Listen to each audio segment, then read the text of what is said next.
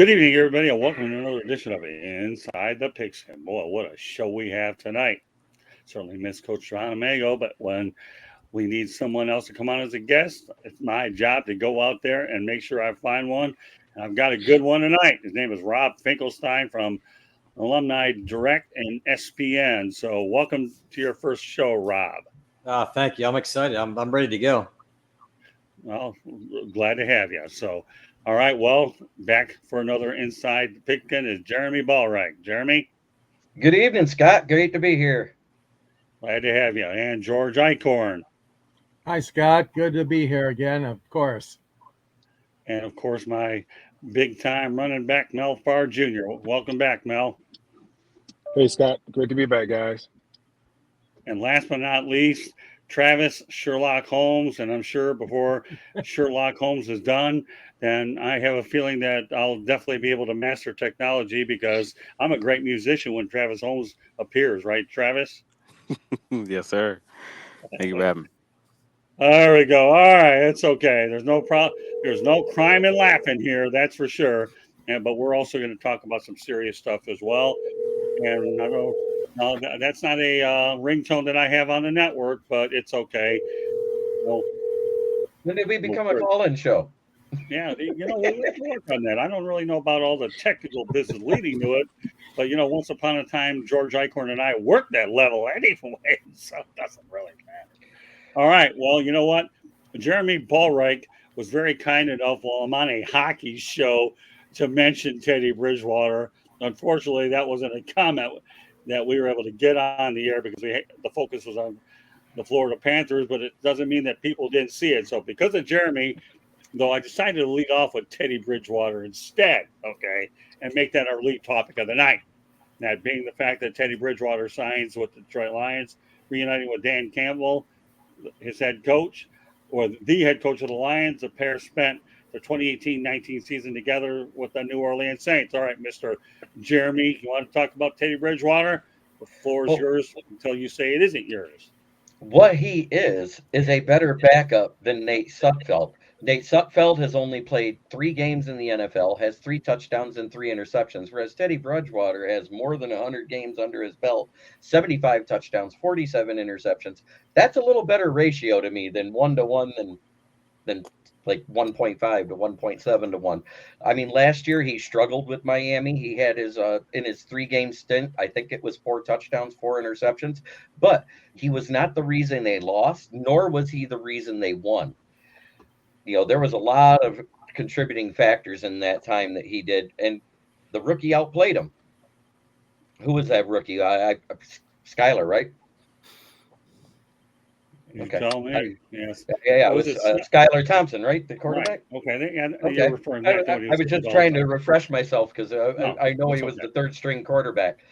I think, in all honesty, it's a great move because I was on the ABS train. Anybody but Sudfeld. That was good. That was good.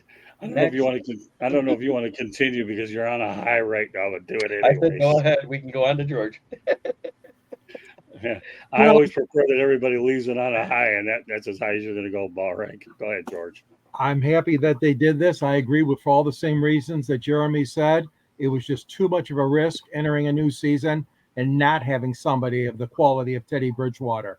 My only concern is the fact that the Lions, and I'm not blaming bradholmes, I'm blaming the organization. Years and years they've struggled with this issue of a good, solid backup quarterback. I don't know if they were too cheap or what the sense of reasoning was behind it. And I know Stafford was very healthy most of the time he was here.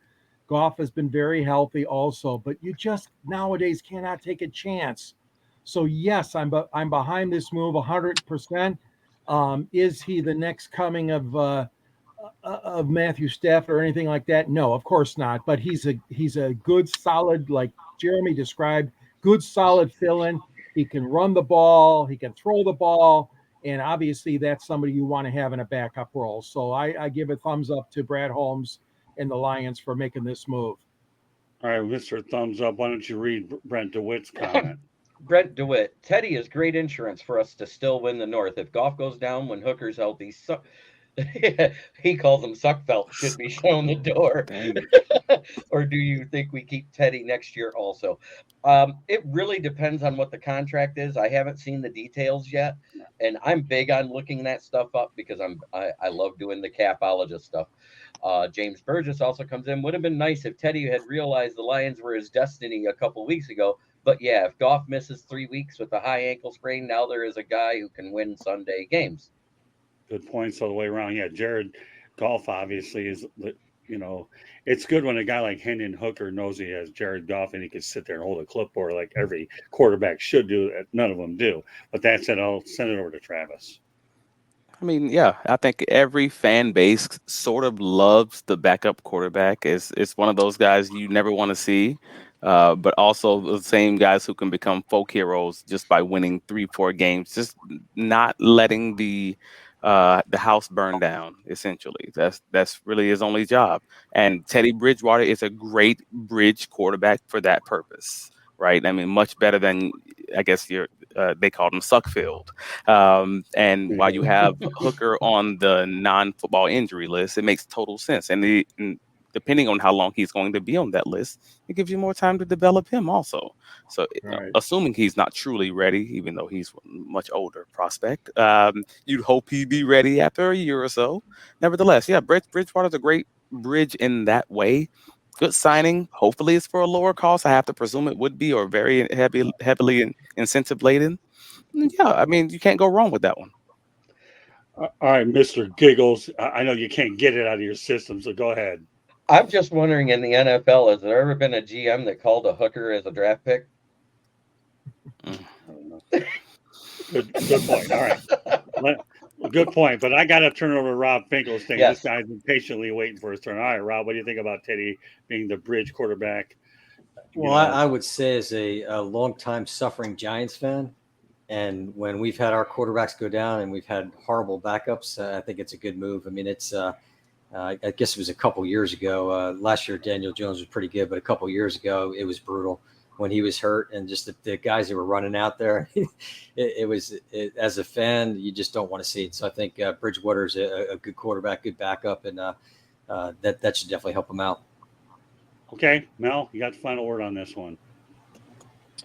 Yeah, you guys know how I feel about Teddy Bridgewater. I'm not much of a Bridgewater fan. If it comes to the point where Teddy Bridgewater is in there, the season's over. You're talking about the quality of the backups. They don't develop quarterbacks anymore in the NFL. You have to develop that guy. Teddy Bridgewater, I mean, God forbid, Jared Goff, something should happen to him where he's going to miss extensive time. 1 game, 2 games, great. I mean, that's great because he's got a lot of experience. He's been under fire. It's a perfect situation for him. But if he has to come in there and, say, Jared Goff has some type of season-ending injury and he's got to carry the team, he won't make it to the end of the season because he hasn't proven to be that durable. And I'm not really a Teddy Bridgewater fan. He doesn't take enough chances. He protects the ball. He eats it a lot too. He takes a lot of sacks. But, it's smart on their part to get somebody like him. But hopefully, he's just an insurance policy and they never have to use him. All right, Jeremy, I want you to talk about Brent's comments, and then you're going to go to Burgess, and we're going on the next topic. Go ahead. All right. Brent DeWitt says 2 years, about $6 million, I think I heard. And James Burgess is going to say something that I almost said earlier, but I didn't want to say it yet because we didn't have the time. Hooker is a red shirt this year. Brad and Dan are okay with doing stuff like that. With Teddy, we don't get tempted if Goff misses a couple of games in November. Okay, fair statements. Okay, next topic. I'm sorry, anybody want to add to that? No, I was just going to just quickly tag on and just say I'm sure that third quarterback emergency rule that they just implemented has a lot to do with that also. That still gives them the option. Too. You know what, Travis? I thought about that too, and I think that's a great point. So, all right, so we'll go back to Brent one more time. I want to continue on with that's a really good point. Observation. He says, question for Mel: if Hooker's healthy, should we throw HH to the fire? No. Real simple. No. No, I want him to develop. And they even talked about that when they called him on there, and they just said, "We just want you to get healthy, and this season it'll be a redshirt year, and you can pick Jared Goff's brain about how to play this game as an NFL quarterback." And I think that's a brilliant idea. Even if he sits 2 years, 3 years. I mean, if Jared Goff, you can get 2 or 3 more years out of Jared Goff. Why wouldn't you? Exactly. Yeah, I think you're right on target. No, I don't think it'll be that long. Well, you know what, George? Because Hendon-Hooker, they're about the same age. Is he like 27 or something? Hendon-Hooker will be 26 in January. Like 33. And Jared Goff will be 30 next year. Okay. They're about 2.5 to 3.5 years apart. Okay, and Brent DeWitt gets the last word. I agree, red shirt. All right, so on to the next topic. Okay, Johnny Manziel says he attempted suicide after his release from the Cleveland Browns. Well, the only thing I'll say about Johnny Manziel, he's a bust, period. So, Jeremy, take it from there. So you wonder why he committed suicide or tried to. Johnny Football, if he'd have applied as much as he did to partying to football, he probably would have stayed Johnny Football. The problem is he got in with his friends, he was partying too much, and it snowball affected. It's kind of the Kyler Murray effect. Not studying the playbook equals bad quarterback play. Okay, George, you have any thoughts on? Well, I'm troubled to hear those kind of comments from him or any young person or old person or whoever is considering something such as that. He crashed. He obviously crashed, and he crashed hard. He was at the front of all the fun and excitement, Heisman ceremonies, celebrations, partying in Vegas, and all the other stuff that he did. And then obviously it came crashing down on him. And I'm not trying to say religion has something to do with that, but like Tim Tebow was able to recover. Tim tried different things. Tim also has a very religious background. I know that. But I'm just saying that maybe Johnny can learn some things about how Tim handled it, because Tebow went through a lot of the same things. Obviously, they're two different people. But Johnny, reach out for help if you ever have those thoughts. Please. All right, I'll go to the chat room real quick. For a moment, Jeremy. You want to keep everything on point. Patty Grimes, why rush Hooker if you don't have to? I agree there. And here's one that we can certainly give everybody a chance to look at.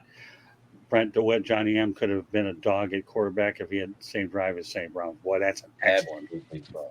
Yeah, you know what, Brent? Bingo with an exclamation point on that. Travis, pick it up from there. I'm less worried about what he could have become and just focused on the man. Like at the end of the day, Johnny Manziel, like many NFL, stars of the past or many NFL budding stars of the past, it couldn't cut it. And he tried to figure out a way to transition from being probably at the pinnacle of his life, at the top of the mountain of his life, and knowing that he'll never reach that level again. And trying to figure out next steps, how to move on past that. And like many, former rock stars and NFL players and everyone else struggled with that transition. At the end of the day, we've all in whatever circle of our life been there. We can all remember that exact situation that it will likely never get better than fill in the blank moment, that moment.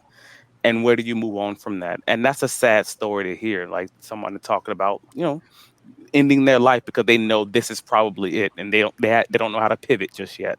So I'm happy the documentary came out, because it's a sad story, but it's also a story that's probably worth telling because it was such a widely known story. But nevertheless, yeah, I don't view them differently than any other human being, and in that way, I just say I'm happy that he was able to figure it out and move past it. But it sucks that that's what happened. Well, if anybody that I'm glad to have on a show talk about the topic, Rob, you definitely are. Being part of the Sports Philanthropy Network, I'm sure that an organization that deals with a lot of nonprofits may come across some things like this. What are your thoughts about Johnny Manziel, Rob? Yeah, I think, Travis hit it. I have another podcast. We talk about athletes transitioning out of sports, and it's brutal. And I think, putting aside the guy could have had a great career, I think just the person himself. I mean, a lot of these athletes, and some of you guys were athletes too, professional athletes. Right. It's just, they identify themselves as that the football player, the baseball player, and not the person. And so I'm glad to see that it's come out. Obviously, happy that he didn't, take it to that next level. And I think definitely there's a lot of people out there willing to help. And I think that's one thing, I'm trying to do with my company and all that. Our podcast is just trying to help athletes. And I think it's important for them to reach out and not get to that level. And mental health is a big issue out there. And I think more and more there's people need to reach out and not be afraid to ask about it. I mean, it's been taboo in the past, but it should never get to the level of somebody, ending their life. Okay, you know what? I'm going to turn it over to Mel, but I'm also going to put this comment up because I need to get it out there. Johnny M went as far as natural talent with no work ethic can take someone. If it's a real phenomenon and not just in sports. Okay, you know what, Mel? I'll let you go ahead and take it from there, Mel. I had a coach who would always say, things are never as good as they seem, and things are never as bad as they seem. And Johnny, he believed he was drinking his own Kool-Aid, and I saw it early on. His work ethic, hanging around with rappers, hanging out late at night, partying. Those things became more important to him than playing football. If playing football was more important to him, he would have continued to do the things that he did, and in order that enabled him to be the Heisman Trophy winner. And maybe he was doing those things beforehand, and we just didn't see him. And he's like, "Man, I've been partying hard and doing all these kind of things, and I won the Heisman Trophy just running around here." Because you see, he really never threw anything on time. Everything was, was him scrambling and running around doing something with his athletic ability. And once you move up to the next level, the athletic ability is at another level. It's at an ungodly level. Everybody can run. Everybody can do the things that you're capable of doing. You can't run away from anybody anymore. And now you have to rely on your talent. And for whatever reason, he just wasn't willing to, put the work in. And, when I first saw the article, I'm like, man, obviously you feel bad that somebody feels that badly, or they're that down on themselves where they feel like they want to end their life. But at the same time, you're like, man, is this Johnny just being Johnny? Just trying to get some more attention or something. I don't know. I know he's got the and seriously, I know he's got the little show coming on and stuff like that. And I may, check it out. I don't know. I haven't made a decision on it yet. But that was the second thing that came to my mind was, man, is this just Johnny Manziel being Johnny Manziel? Because you haven't heard anything about him in a long while. I mean, money has never been an issue. I mean, his family, they're well off, so money wasn't an issue for him. And that's why I always say, it's difficult for second generation football players, to really reach, ascend to great heights in football, not at the quarterback position, but at other positions, because do you really want to put your body through that? I mean, we just saw Sony Michel retire. We were talking about this a couple weeks ago. What is it going to take to get me off the couch? Well, obviously, whatever the Rams were paying him wasn't enough to keep Sony Michel off the couch. It's better for him to be on. He felt like, I'd just rather be on the couch than continue to take this beating. It's hot out here, wherever they're practicing. So I'm just going to go on to the house and just call it a day. And he's a young guy. But yeah, it's unfortunate, to hear that about Johnny Manziel. But I'm glad, that he realized it. He went out and got some help, and hopefully, the future's bright for him, and he realizes that, and he can, find something else to do in his second act. Okay, you know what, Mel? Here's a great comment by James Burgess. Whoever the coach of yours was nailed it. So who was that coach, by the way? Well, it's Coach Donahue. Oh, Terry Donahue. Terry Donahue, yeah. Yeah, no, I know. He's okay. Well, we'll move on to the next topic. James, everybody out there in chat room is doing a remarkable job. I'll tell you guys are really bringing up some unbelievable points. So with that said, okay, according to the Washington Commanders coach Ron Rivera, Commanders players are concerned about Ericbieniemy's intensity. Oh my goodness. I had to put that well. We got a coach, we got a philanthropist there, we got it all. But more importantly, Jeremy Ballrick's going to go ahead and take the lead on this one, right, Jeremy? Evidently, they don't remember how intense Ron Rivera was as a Panthers coach in the beginning, because Ericbieniemy is just a younger version of Ron Rivera. Right. So he still has that same intensity that Coach Rivera used to have. Rivera's tamed down because he doesn't have to deal with Cam Newton anymore. Unfortunately, he had to deal with Carson Wentz, who's still dealing with the PTSD of Nick Foles winning the Super Bowl when he had an MVP year. Other than that, Bieniemy is an intense coach. I've heard from other players, around the league in interviews that they've said he was intense even at the Kansas City. So with him being an intense coach, and you're not used to being intense, it's going to be a culture shift for those players. But an intense coach brings out the dog in players. All right, George. Well, yeah, just look at Detroit. And they're worried about intensity in Washington. Hey, Detroit was on Hard Knocks with the Lions last year, and we all know what Campbell has done. And obviously, he brings out the most of his players. So I agree with what Jeremy said. I mean, you have to adjust. If you're a player, you're a big boy, you're a big person in the NFL. Hey, you knew what kind of coach this was. He's been signed, sealed. And also work. It's called work ethic, fellas. Sometimes it's not your pace that these coaches are working you at. It's at the pace that they feel you should and the team should be at, whether it's either side of the ball, offense, defense, special teams. So, hey, get used to it, Washington players. Don't blame it on Eric. Yes, he's an intense guy, but hey, get used to it. All right, you know what? Before I turn over to Travis, man, Burgess is really on a roll. So, all right, Jeremy, you can read this. So I have a voice for the second show tonight. He said, "I'll cut the Commanders players some slack. They're still recuperating from Snyder being all part of all their lives." That's why you put these comments up, man. Yeah, that's right. All right, well, that's what I was giggling at while George was talking. I read that already. Yeah, no, well, it's my responsibility on the production side to not leave out anything. And, I love this dual role, Rob. As you can tell, this is a blast, right? All right, Travis. Dan Snyder, the Commanders, you got more to work with than these other guys did before. Go ahead. This is a wild one. It's wild that it's even in the media right now. Like, it's wild that this question was even answered this week. That's a rough thing to say about your Week 11 interim head coach.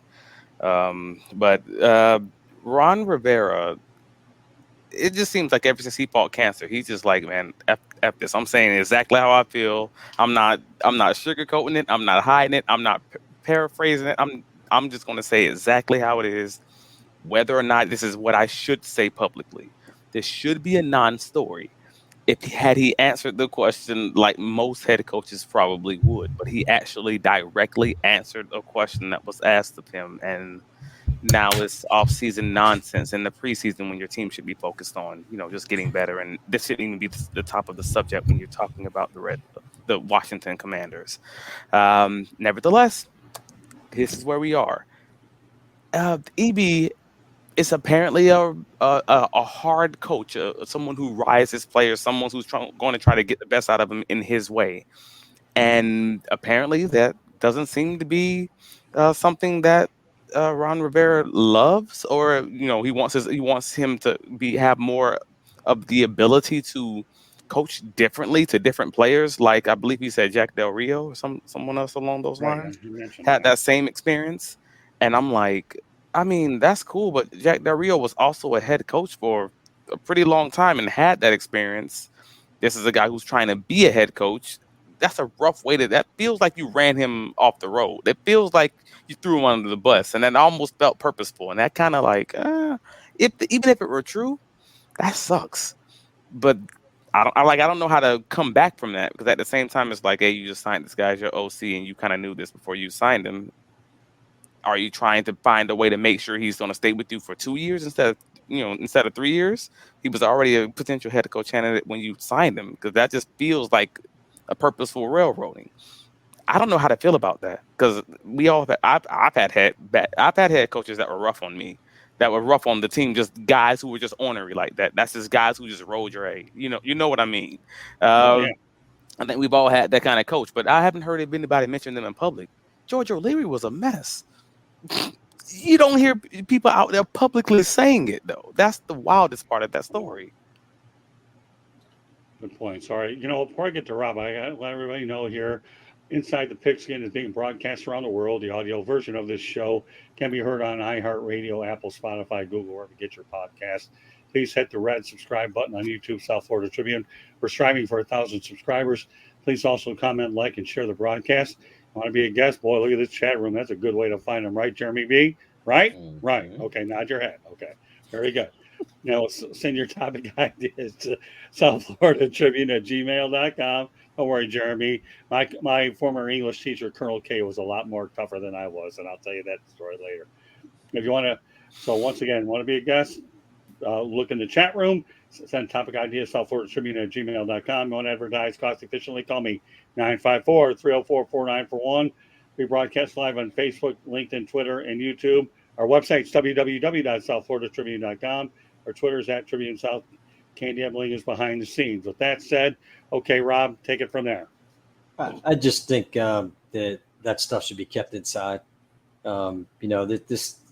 He's been trying to be a head coach for a while too, and I mean he's had a lot of success in Kansas City. And I'm not sure why he keeps getting passed over, but again, that should be kept internally, and I think the players should give him a chance. I mean, it's it's a culture change, and everybody that's played before, I mean, they know it. And I look at I keep referring back because I'm a big Giants fan, but just looking at some of the coaches they've run out over the last several years, and just they finally brought in a good crew with Dable and Joe Schoen and all that. So I think people should just give him a shot, and it should be kept internal.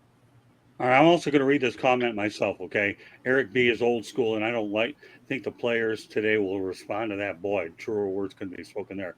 No old school coach like MCDC, but a different breed of hard love. I hope the Commanders fall on their face. So you can tell this guy is hardly a Commanders fan. All right, Mel, take it from there. You're muted, Mel. Sorry. Yeah, I don't even know why we're talking about it. I read that article not too long ago, and I couldn't even believe what I was reading. That shouldn't be anything that we know about. Right. That there's players are having a problem with his intensity. I think I've said it before. There's a couple different ways you can get a dog to do what you want him to do. Beat a dog to death, and he'll do what you want him to do, or you can love the dog to death and reward him, and he's going to do what you want him to do.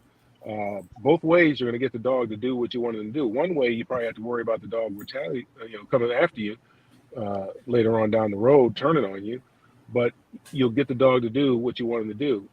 Right now, there's different ways to coach players. I played for both types of coaches, and both of them were extremely effective.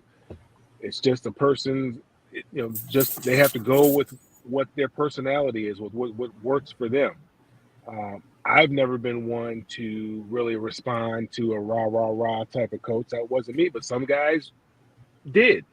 Some positions, you have a coach who's more of, using offense. I mean, on the defense, they're more the rah guys. In the offense, they're more kind of the cerebral coaches that, trying to coach you up and try to, explain things to you. Defense is all emotion, just run around, just run through this brick wall. Where offense is a little bit different. But I don't think that's anything that we should be discussing. We shouldn't even know about that. I was very disappointed, and I don't really understand what Ron's angle is here. What was he trying to prove? What is he trying to do? Is he trying to get Eric Bieniemy to change the way he coaches? I mean, he's the one that hired him. Right. I'm sure he knew what type of coach he was. All he had to do is probably talk to Andy Reid and some other folks over there.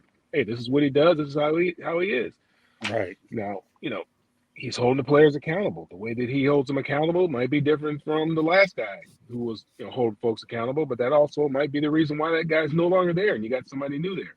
Boom. So, change is uncomfortable, but you need to, they either have to, adjust, or they'll have to find other employment. The only thing I'll say on this thing is I'm going to put James Burgess' comment, and then I'll mention this real quickly. Eric B. will weed out who doesn't work for him. It sounds like some weeds have mouths too, well, which is true. So the only thing I'm going to mention about this whole situation is, should Bieniemy succeed, this will be his ticket to getting a head coaching job. It's one thing that you had it in Kansas City where Andy Reid gets the credit, even though Eric Bieniemy was there. But now he has an opportunity with a organization that definitely needs a retooling, anything. This is Eric Bieniemy's best road there. So you know what? I'm at this point in the show. I'm going to turn it over to Mel. He's going to have one topic, and then we're going to do after that is we're going to give Rob Finkelstein an opportunity to promote his podcast. Finkelstein. Here we go. All right, I got it right. Finkelstein, you got it. All right, there we go. All right. So what I'll do is Mel gets a topic he can talk to the panel about. Then I'm going to turn it over to you, Rob, and let everybody here on this panel, as well as out there worldwide, clue in what you're doing and what we're doing, whatever you want to do. So, all right, Mel, what's your topic and fire away? Yeah, obviously I'm crushed. We talked last week. What did we think was going to happen with the Pac-12? And we got our answer a lot sooner than I think any of us thought we would. The Pac-12 is no longer the Conference of Champions. They have 200 more national championships than any other conference is no longer. So my question to you guys is, where do you think the remaining 4 schools will wind up? Jeremy. Well, I think personally, I think they need to change their name to the 4-pack instead of Pac-4.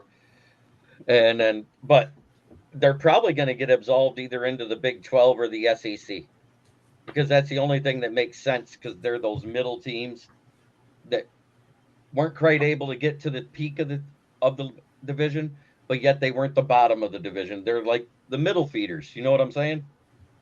So they're probably going to get absolved into the Big 12 and the SEC. I think we're going to end up with 4 power conferences when it's all said and done. George? Yeah, I heard one report that maybe the ACC, but again, talk about contradiction, huh? Atlantic Coast Conference picking up teams out at the Pacific Coast area, including Stanford, was it Washington State, Mel? Stanford, yep, Oregon State. Yeah. It's a sad day for college athletics. I agree with you, Mel. I know we talked about this last year, and it really hurts. I know you as a product of such a great institution as UCLA, and we saw that how they were taken in by the Big Ten, and then all of a sudden the Big Ten gobbles up Washington and Oregon, and Colorado's leaving. And yeah, it's really sad. The commissioner, the hierarchy at the Pac-12, they let this mess fester, and they really have a really bad case of egg on their face. Unfortunately, they have no big television contract. What they end up with, Apple, I think, if that's been finalized, has it with Apple? No, that was just the offer on the table. Oh, that was the offer. Right. Okay, thanks. Okay. But again, the Pac-12, it is really sad, Mel, and I agree with you. I don't know where they're going to go, but I agree it probably is going to be, SEC, I'm thinking mostly. Travis? Yeah, it's likely to be the Big 12. I guess to Jeremy's point, it potentially could be the ACC, but I doubt it for all the same reasons. I know the SEC came out of earlier today saying that they wouldn't. Not that they wouldn't, but that they were comfortable in their current footprint, whatever that means. So that sounds like they're probably leaning towards not expanding, at least in this current group of teams. But who the heck knows there? Again, we talked about it before it came out, and you have my opinion of it. Like I'm a fan of, hey, realignment. This is just kind of the new college football. And that's been my thoughts of this from day one. As soon as it's become a business with money and real money involved, and I guess the rabbit having a gun, that was always going to be the way that it was going to be done. So this is going to be gobbled up into this next conference. That next conference is going to be gobbled up into this. And eventually it will just go back to being a regional sport like it was created to be. It's always going to be hard to see, and it's always going to be rough to see the real life implications of what that really looks like. But I have one comment in the chat room first before I turn it over. Big 12, a likely destination, maybe some redesign of them plus Mountain West through that seems implausible. All right, Mel, go ahead. Yeah, Rob, what do you think? I'm not really sure where they end up in it, but I kind of throw something back at you, Mel. Like, how does that affect the athletes? All of a sudden, because somebody came out today from one of the schools, I think it was in the Northeast, and just talking about how it's going to really affect them travel-wise. Oh, no. Well, all right. Why don't you go ahead, I'll Mel? be right back. Yeah, I'm sure. Yeah, well, I But, mean, we've talked about the travel before. UCLA's coach had an interesting solution to the travel. He said, what if we just have one conference with 60 teams, and we do it like the NFL? We have a North, we have a South division, we have an East, and we have a West. He said that's all your travel right there. But he said, you know what? Nobody's asking me. But I mean, it would make more sense just to have one entity, because I think that's where it's going to head anyway, where it's not going to be a part of the NCAA. These schools are going to break away from the NCAA, become one entity, and then you can figure out how you want to do the stuff. You can regionalize things and do things that way, just by geography at that particular point. But I'm sorry, go ahead, Rob. No, I was just saying, I'm not sure. Sorry, I cut off there. Just how it's affecting the athletes. So you playing for UCLA, all of a sudden, if you were having to travel now to like the Northeast or, wherever, it just seems like all the realignment, it's crazy, it not being, regionalized now. So it seems like it becomes a challenge to the athletes. So that was kind of throwing back to you, Mel, like how you see that affecting the athletes. It's not just the athletes. It's also their family. As far as travel is concerned, being able to get to see their kids play, as opposed to being able to take a short little drive to go see, because, the conferences were kind of regionalized where you could plan out, okay, all right, we can go to Arizona State.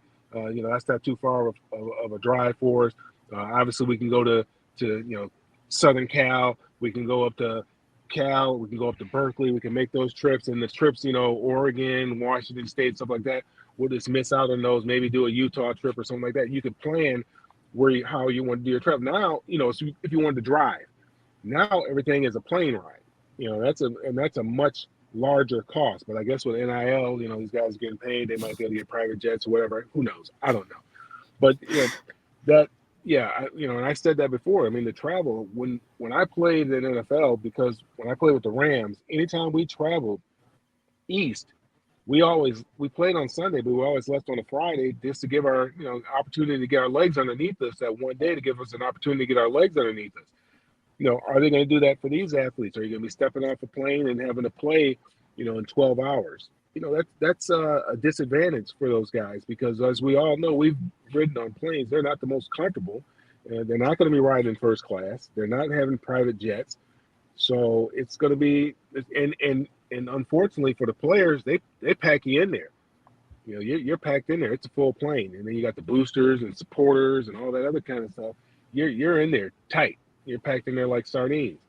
So that will be interesting to see how that plays out. And I said that that was one of the things that I was worried about when UCLA decided that they wanted to play, that they're going to play in the Big Ten. But what I've been hearing, I got a buddy of mine that works for the Pac-12. And I know it's getting dark here. It's kind of hard for you guys to see me. I had my car. My brother's birthday is today, so we're celebrating his birthday. But the UCLA and USC have been looking for an out for a while, because they wanted more money, similar to Florida State and Clemson. right. And UCLA, the Pac-12 was in an ideal position at one particular time to do something. The Big 12 is not as prestigious of a conference without Texas and Oklahoma. It's kind of like when UCLA and USC left the Pac-12. The conference isn't the same. Well, Big 12, and now the Big 12 is acting like they're some type of big conference. They're not. The Big 12 was Oklahoma and Texas. That was the Big 12. Right. Now, once they decided to leave, UCLA, I mean, they should have been in there, like vultures, just picking them, just picking teams out of there, as opposed to allowing, we don't care about Colorado leaving. They weren't there when I was there. Go ahead, Colorado, get on out of here, bye. But, you can't, the writing was on the wall when UCLA and USC decided to leave. The writing was on the wall that they had to do something. They had to act at that particular time. And I don't know who this guy is that they have in charge, the new guy. I think he came from the casinos or something like that in Las Vegas. He's way over his skis. He has no idea what he's doing. He has no idea how to run a conference. And it's unfortunate. Like I said, it breaks my heart. It's hard to even fathom that the Pac-12 will no longer exist. You're talking about the Conference of Champions. Mind you, a lot of those were Olympic sports, but hey, a national championship is a national championship. We'll take it. So, yeah, I'm very hurt and disturbed by that. And Scott, I'll throw it back to you. All right. Well, let me just hit a couple things here, then we're going to turn over to Rob. Okay. Number one, I think one of the dominoes I'm anxious to see happens is whether or not Clemson and Florida State end up going to the Big Ten. I've heard that being talked about. The other thing I've even heard is the fact that Cal and Stanford could be Big Ten as well. We haven't ruled that out because, after all, then you have that legitimate West division, which cuts down on travel. So and a number 3, Mel, you really made it right. To me, I've always thought the Big 12 prior, okay, Nebraska, Oklahoma, and Texas. Nebraska Bulls. To me, what the Big 12 is doing is they're mopping up on a lot of these schools, but if you stick them in the national championship picture, they're not going to do anything. No way, Jose. I don't believe it. So with That's that why I said, think it's only going to be like 2 conferences. Yeah, right. So really, what you really have is basically the Big Ten, which is a leader in the pack with everything, especially the money, because after all, they're making more of it. And the SEC with the championships with less money, but they're both a 1-2. And then it's those 2 and then the rest. That's what I think so far. And I know we'll talk about this on future shows, but I'm glad we had a chance to touch base on it a little bit. All right. With that said, Rob, this is your time to go out there and take it from there, Rob. Well, thank you. I appreciate it. This has been fun, guys. I wasn't sure what to expect, but just to share a little about what we're doing and how we're trying to help athletes out. I have a company called Alumni Direct, and we've created a platform where athletes and other alumni can network and connect through their affinity group. So there's a community center specific to athletes, all athletes that play college and beyond, and then they could also be in their college community centers as well, interacting with not only athlete alumni but other alumni from that school. And the whole idea is to just give them a place where, besides the networking, connecting, maybe they can get jobs, they can advertise their business, create groups.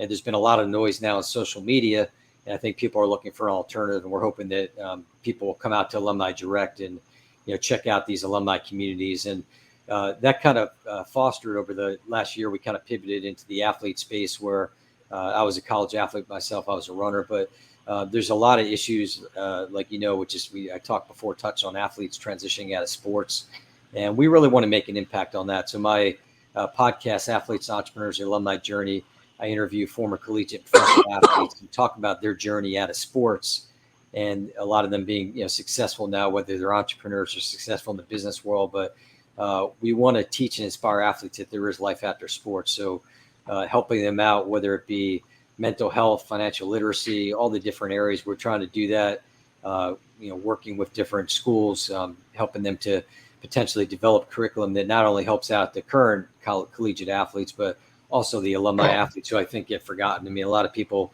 don't want to go out to their alumni relations or alumni association sites because they're concerned with the fundraising aspects of it. And we're just trying to bring it all together. We want to work together, with the schools, with the athlete, with the alumni, and make a true impact on them. And so that's the big thing that I'm doing in the athlete world. And to kind of listen into what Scott mentioned before, Sports Philanthropy Network. It's an organization that started in Chicago area. It's growing across the nation. And I'm the director in the South Florida market. And it's all about building a healthier, more inclusive community through sports.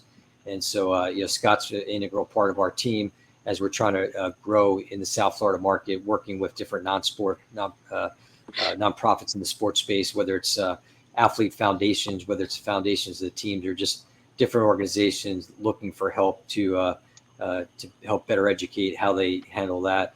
We've got a big showcase that's coming up in the Boca Raton area at the Pavilion Grill on September 14th.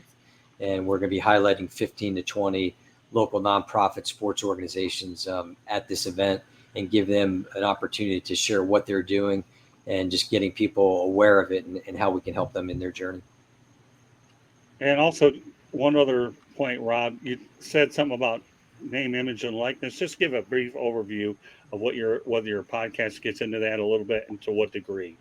Yeah, absolutely. So, currently, I always ask the athletes, and obviously it depends on the time of when they're there. When you talk to some of the players that played in, whether it be NFL, Major League Baseball, NBA, when they played, you ask them kind of what their thoughts are. And I think the biggest takeaway is everybody's for it. They're for the athletes having this opportunity. But some of the challenges, I think the biggest challenge is education. Right now, a lot of people talk about NIL kind of being the wild, wild west. And I think whether it's the schools, whether it's happening maybe at a high school level, there needs to be more education helping these athletes out. I heard one story in one of my podcasts. There was a collegiate athlete who had an opportunity, made some money in NIL. It wasn't a big amount, maybe $30,000, $40,000, but spent the money, with his friends. And what happened was, because of that amount that he got, it brought his family's income above and beyond. And so not only did he spend all that money from the NIL, but he also lost his scholarship. And that's something that should never happen. I think, and that's what, we're trying to do with that podcast on My Athlete Entrepreneurs, is talking to these athletes, but also we have another one coming out called NIL for You. And that's going to be all about education. I mean, obviously there's a lot of opportunities to make money, but I think it's the challenge is, how do we help educate these athletes in this whole thing? And I think the other thing too, and maybe throwing this out to Mel and Travis and playing this, how it affects the teammates. I think what I've heard and what I've seen from some of my podcasts is, it seems like the female athletes might have a little bit of a different perspective. Not the ones that, the ones that you're hearing about, the Olivia Dunns, but more about it being kind of a team, and the female athletes kind of banding together to help each other out and all share on that NIL money. But it just seems like there's still that a lot of people out there where you've got the different levels where they're making a ton of money, and then you've got other ones that aren't making so much. And maybe there needs to be a little more equality in it. All right, great stuff. Also, a programming note for next week. I'll be returning to Metro Detroit from August 15th to the 20th, so there will only be 2 shows next week on Monday night. Inside the Pigskin will be at 8 o'clock, and then 108 Stitches will be on at 9, and that's it. Other than that, you can check the South Florida Tribune YouTube channel, and then we'll get back on a normal schedule the following week. So just a little programming note, we'll only have 2 shows, and they'll be Monday night. And George and I will finally have an opportunity to get together with Jeremy B up there, and the 3 of us are definitely looking forward to hanging out and having a good time. So, Rob, we're really glad we had an opportunity to bring you on tonight. What a perfect opportunity to do that. I'm looking forward to working with you and our group here on a continuous basis, and I'll do everything as I can, being the communications guy, to have people on shows like this to promote what we're looking to do. Guys, anything you want to add before we call it a night? Just after this broadcast, 108 Stitches Baseball Talk follows. Go. Anybody else want to add closing thoughts? I'm glad you brought that up, Rob, about the disparity there with name, image, and likeness. And you're right. I mean, you could be a star quarterback for that football team, and you're at such a higher level than even the the third guy in the lineup for the baseball team, or the lady swimmer or whatever. But I mean, there's such disparity with name, image, and likeness. There's so many things that got to be worked out better for the athletes. I certainly agree, Rob, and I commend you for bringing this to our attention. Anything you want to add, Jeremy? Yeah. I mentioned this when we talked about name, image, and likeness a couple weeks ago. The biggest proponent and lobbyer through all the federal court system to get name, image, and likeness back was based right out of California. It was Electric Arts, the guys that run the NCAA section that they had to drop because they didn't have name, image, and likeness set up. So now that name, image, and likeness is there, with 120 players per school and 118 schools in Division I, they broke it down to the dollar, and they said $5,000 per season per player. So if a player stays his entire career, he gets $20,000 or more. Because what if he's a 5th-year senior? Because even though he's a redshirt, they do list redshirt players on that program. I remember, because I used to play it religiously when I was younger. But and I'm actually most looking forward to that myself, to see what they did with it. And I think it's actually a fair amount when you add in that many players, because you take that and you put that into the account. Yes, the gross profit of any video game that sells that big is over $1 billion, but the net profit is a lot less when you consider NCAA is going to get their cut, the schools are going to get their cut, then the players will get their cut. It breaks down to $5,000 per student. If you add it all up, it's $13.5 million per year they give to students. Travis, that's just in Division I. Anything you want to add, Travis? I'm If It's okay. It doesn't You matter. know what? I mean, not anything. I mean, basically a lot of the same stuff that we've already talked about on this subject. It's like you have the revenue generating sports versus the non-revenue generating sports, and that's the biggest difference. Is there doesn't seem to be any organization with this as far as the NCAA is concerned, and that's the unfortunate part of this. Until they find a way to get more real organization about this, sort of to Rob's point. Maybe having it be a level playing field between the revenue generating sports and the non-revenue generating sports, and the starting player versus the backup players, or the 5-star high, the athlete versus the 3-star athlete who just barely earned his scholarship, whatever the case is. That's the thing. That's the kicker, I guess. And it sounds very close to what's going on with this current writer strike and actor strike, but I thought that was really funny because it's all just sounds like capitalism, just fighting over money. I mean, that's what it is. It's a good conversation. I'm happy you brought it up to our to the front of our sports world, I guess. Thanks, Rob. Okay, Mel, what do you think? Well, you know how I feel about NIL, but this was not what Ed O'Bannon, and this is not what they intended as far as NIL is concerned. Leave it to our federal government to mess things up, and of course they did. The only thing that I like about NIL is that it's not in the power of the university. That the athletes, it's in their power, it's in their hands. If you left it to the universities, they're going to figure out a way to screw the players out of some money. They're going to figure out a way to do that. So that's the only thing I like about it, is that it is a free for all, which I don't like, but I do like because the players have the opportunity to make these connections themselves, separate and apart from the university being involved. But other than that, I think money and the networks, TV networks, ESPN, I think they've ruined college football, for the rest of my lifetime, obviously. Okay. Well, you know what? This is time of the broadcast where everybody go ahead and let everybody know they get a hold of us, how to get a hold of them. And Mel, I'll let you lead off first if you have to go to your brother's birthday party. We're just so glad that you went ahead and got that out. So I'll let you lead off first. And if you have to go, then thanks for being on. I'll go around the horn. Okay, go ahead, Mel. All right. I appreciate it. Hey, you can find me on all the social media at Mel Farr Jr. That's Twitter, Facebook, Instagram, LinkedIn, and Threads. Okay. And of course, he's my co-host here on Inside the Pigskin. So well done, Mel. Look forward to seeing you Monday night before we head up to Motown. So all right, Mel, thanks a lot for being on here. Guys. Take care. Well, Rob, nice meeting you. Yeah, nice to meet you too, Mel. All right, now Travis, go ahead. You can find me on Facebook, Threads, Instagram, Travis D. Holmes. You can find me here every week on Inside the Pigskin. You can find me, all my writings on bigcatcountry.com, the SB Nation Jacksonville Jaguars site.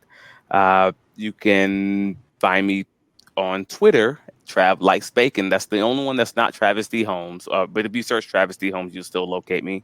I just had to be a little bit different. There was another Travis Holmes there, and I do love bacon. But again, I thank you for having me on, gentlemen. You're welcome. All right, Rob, go ahead. Let everybody know how they get a hold of you. Yeah, you can find me on LinkedIn, Rob Finkelstein, and you can find alumnidirect.com, and you can find us across all social media, LinkedIn, Facebook, and then our show, Athletes and Entrepreneurs, the Alumni Journey, is on our YouTube channel for Alumni Direct, and you can also find it across all the podcast networks, and definitely encourage people to watch and listen because it's something I think we really want to make an impact on helping athletes and transitioning out of sports. And I really appreciate you guys having me on tonight. Oh, and NPN, sportsphilanthropynetwork.org. But look up our South Florida group there, and you can find out all the great things we're going to be doing in the sports nonprofit community. Well, we're glad you had a chance to get that message out tonight. Okay, Jeremy, go ahead. Well, you can find me on the SouthFloridaTribune.com under the Motor City Tribune heading, where you'll see my writings about the NFL, occasionally the non-4 major sports, and the Detroit Lions. You can also find me right here on the South Florida Tribune YouTube channel, whether it's Inside the Pigskin, Fire Up Wisconsin, Fire Up Michigan, or The Professor and the Pupil. wherever Scott needs me, that's where I show up. You can also find me on my YouTube channel, which is Kneecap Biting with the Detroit Lions, where I cover the NFL on Wednesdays and the Lions fan cave chat on Fridays. And pretty soon the season starts, so that means it's time to start doing pre and post game reviews. Woohoo! Football's back, baby. Yeah, and you know, folks, Jeremy is a really good thing going in Detroit, and thanks for bringing those up. You know, I'm always looking for changes to make the network better. Jeremy will always be an analyst on Inside the Pigskin. The frequency for how long he's on here will only depend on what I'm asking him to undertake now. Jeremy is going to be held, he's going to be totally responsible for the redevelopment of Fire Up Wisconsin. And I mean, he will. I'm looking forward to seeing him flourish in this role there. And he's going to provide a lot of football. He'll learn about the University of Wisconsin on there. And again, he's going to tackle a region that we really need his help. And he's definitely the right guy that I know will be the lead person on Candy Ebling and Eric Katz as well. And the professor and the pupil have been a hit already after a couple of shows. So, you know, again, Jeremy's a very valuable piece of what we're doing, as is to the guy next to him, George Eichhorn. Oh, thank you, Scott. I got a book out there called Detroit Sports Broadcasters on the Air. Sad to say we lost one of our legends today as Jim Price died. Detroit Tigers radio announcer Jim Price. Rest in peace, Jimmy. We're going to miss you. You can reach me at gichorn@yahoo.com. There's a link to buy my book at the end of my columns that I write, as Jeremy does, under South Florida Tribune, Motor City Tribune. You drill down to that. And also you can reach me on Twitter, which is X, whatever they call it now. SanGSports99 is my handle. You can reach me on LinkedIn and as well on Facebook under my name, George Eichhorn. Then you can see me on many platforms here under the South Florida Tribune, including Pundits Pundit, 108 Stitches, and Inside This Pigskin. So good to be part of the show. Thank you very much for joining us all, folks. Yeah, you know, James Burgess, great. I got to put this one up here before I go ahead last, okay? You'll love your first trip to Camp Randall. Guess what, James? I went there again when Wisconsin took on. No, this is really serious, but you can laugh all you want, Jeremy. No, that isn't. You missed what I did. That's okay. Okay. Well, oh, that's okay. Nevertheless, Candy and I went to see Penn State against Wisconsin, and when that jump around I thought the whole place was going to cave in, and then with our luck, the elevators went on and or walked down 8 to 10 flights of stairs. That wasn't fun, but no, it is what it is. Camp Randall's a cool place. All right, and last but not least, just Inside the Pigskin is being broadcast around the world. The audio version of Inside the Pigskin can be heard on iHeartRadio, Apple, Spotify, Google, wherever you get your podcasts. Please hit the red subscribe button on YouTube, South Florida Tribune. We're striving for 1,000 subscribers. Please also, please also comment. All right, let's go over again. My comment, like, and share. That's okay. Please hit the red subscribe button on YouTube, South Florida Tribune. We're striving for 1,000 subscribers. Please also comment, like, and share the broadcast. Want to be a guest? Chat room's a good way to do it. Or send your topic ideas to southfloridatribune@gmail.com. If you want to advertise cost efficiently, call me 954-304-4941. We broadcast live on Facebook, LinkedIn, Twitter, and YouTube. Our website, www.southfloridatribune.com. Twitter @Tribune South, and Candy Ebling is behind the scenes. With that said, been a great show. 108 Stitches Baseball Talk follows us at the middle of the hour or quarter part of the hour around 9:15. So meanwhile, we hope you've enjoyed this edition of 100 or Inside the Pigskin. Getting confused with Rob Finkelstein. I get tongue tied when you have double headers, especially when they're two different balls. Okay, never mind. But that's I knew I'd get a laugh out of Jeremy, but the hat stays on, just I'm glad I got everybody laughing. Laughing's a beautiful thing. So, Rob, I want to thank you very much for being on the show tonight, and I look forward to being on the meeting tomorrow. And I'll definitely bring you on again as the opportunities present themselves to promote Sports Philanthropy Network. So, on behalf of Jeremy Ballrick, George Eichhorn, Mel Farr Jr., Travis Holmes, and Rob Finkelstein, this is Scott Morganroth, the Motor City Man Mouth. Thank you for joining us on Inside the Pigskin. Good night, everybody.